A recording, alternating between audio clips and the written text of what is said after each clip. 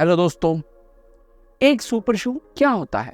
एक शू जिसमें super figure किसी तरह का प्लेट हो और एक्सट्रीमली एक्सपेंसिव हो। अगर आपके ये आंसर्स है तो आप पार्शली करेक्ट, पर हमारे ओपिनियन में एक नॉर्मल शू और सुपर शू में अंतर होता है एफर्ट टू पेस रेशियो। यानी सेम एफर्ट पे भी आप ज़्यादा तेज भागने लगते हो और आप ये रियलाइज भी नहीं करते हो। आज हम जिस शू का रिव्यू करने वाले हैं वो डेफिनेटली इस कैटेगरी में आता है। आदिदास का टाकुमिसन 10 आदिदास की तरफ से एक डेडिकेटेड शॉर्ट डिस्टेंस रेसर है। लास्ट ईयर हमने इसके 9th वर्जन को बेस्ट 1600 मीटर 5 किलोमीटर रेसिंग शू डिक्लेयर किया था। समहाउ आदिदास इसे भी इम्प्रूव कर पाया है 10th वर्जन में। डिस्क्लेमर के तौर पर हम आपको ये बताना चाहेंगे कि ये शू हमने खुद से परचेज किया है और अभी तक इस पर 60 किलोमीटर तक के रन्स कर चुके हैं। तो चलिए शुरू करते हैं इसके स्टैट्स एंड फीचर्स के साथ। मैं हूं अनु। मैं हूं सिद्धार्थ और आप देख रहे हैं जॉगर चैनल।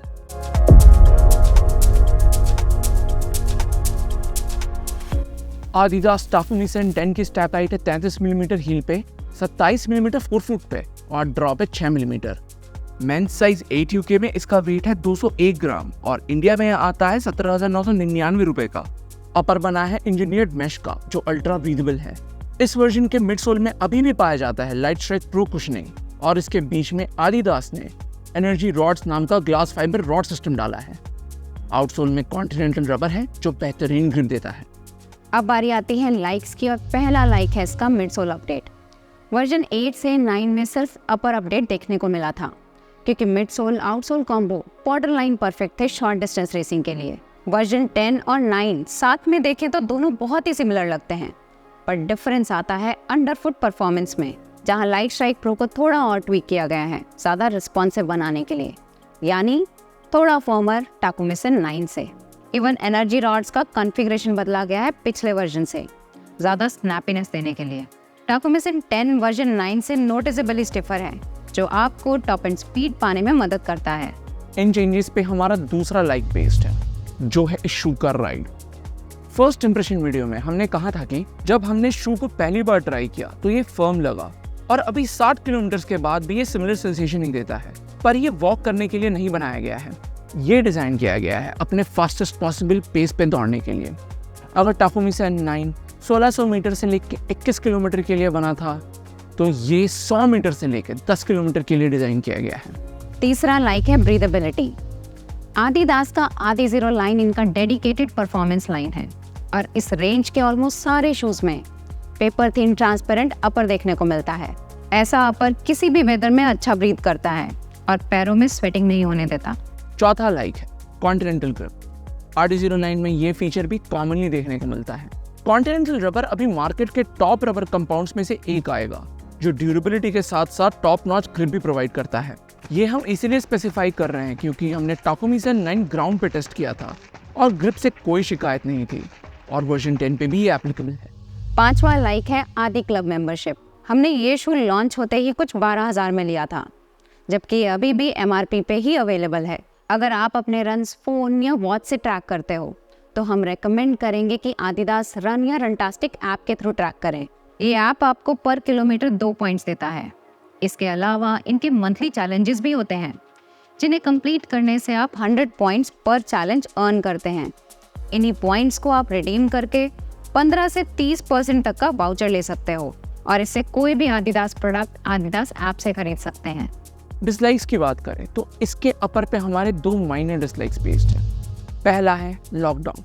जैसा कि हमने पहले कहा था, अपर बहुत ही थिन इंजीनियर्ड मैश का बना है और हील में बस 2 पतले स्ट्रिप्स दिए गए हैं हील होल प्रोवाइड करने के लिए। इसके अलावा अपर में और कहीं भी पैडिंग देखने को नहीं मिलती, इसलिए पिछले वर्जन की तरह इसका लॉकडाउन भी बिलो पार है और रनर्स नॉट लगाना अनिवार्य है। दूसरा अपर रिलेटेड माइनर डिसलाइक है इसका साइजिंग। शू एवर सो स्लाइटली हमें थोड़ा शॉर्टर एंड पे लगा। आप इसे एज अ नेगेटिव ले सकते हो या पॉजिटिव भी। पॉजिटिव इसलिए क्योंकि 10 किलोमीटर के रन्स तक अपर का नैरोनेस और शॉर्ट होना बॉदरसम नहीं लगा, पर शू डेफिनेटली निम्बल लगता है, लेकिन 10 किलोमीटर के बाद इसका फिट एक इशू हो सकता है। तीसरा माइनर डिसलाइक हो सकता है वेट गेन। ये शू पिछले वर्जन से 20 ग्राम ज्यादा हैवी है जो एक मेजर नेगेटिव है इस बार के अपडेट में, पर ये माइनर डिसलाइक इसीलिए है क्योंकि इस शू का रेस्पॉन्सिवनेस, स्नैपीनेस और रिबाउंड फास्टर पेसेस पे टाकुमी सेन 9 से बेहतर लगा और ये वेट गेन को नलीफाई करता है। अब हम इस शो के 3 मेजर कंपोनेंट्स को रेट करेंगे अपने एक्सपीरियंस के बेसिस पे। पहला कंपोनेंट है अपर। टाकुमी सेन 10 के अपर में पॉजिटिव्स भी हैं और नेगेटिव्स भी। आदिदास के रेसिंग शूज का लेसिंग सिस्टम बहुत ही यूनिक है। परफेक्ट फिट पाने के लिए आपको हर लेस लूप में करेक्ट एडजस्टमेंट करना पड़ता है। इसमें थोड़ा टाइम ज़रूर लगता है, पर एक बार आप परफेक्ट फिट पा लो तो आपका पैर अपनी जगह से बिल्कुल नहीं हिलेगा। इसे हम देंगे टाकुमी सेन 9 की तरह 3 आउट ऑफ 5। हमारे ओपिनियन में इसका मिडसोल अपडेट एक डेफिनेट पॉजिटिव है। 800 मीटर 1600 मीटर डिस्टेंसेस पे ये शू बहुत ही पंची लगता है। इवन 5 किलोमीटर 10 किलोमीटर रेसेस पे ये हमें काफ़ी लाइवली लगा। टाकुमी सेन 9 हाफ मैराथन के लिए भी एक अच्छा चॉइस था, पर 10th वर्जन इतने लॉन्ग डिस्टेंसेस के लिए फर्म और थोड़ा बहुत अनकंफर्टेबल लग सकता है।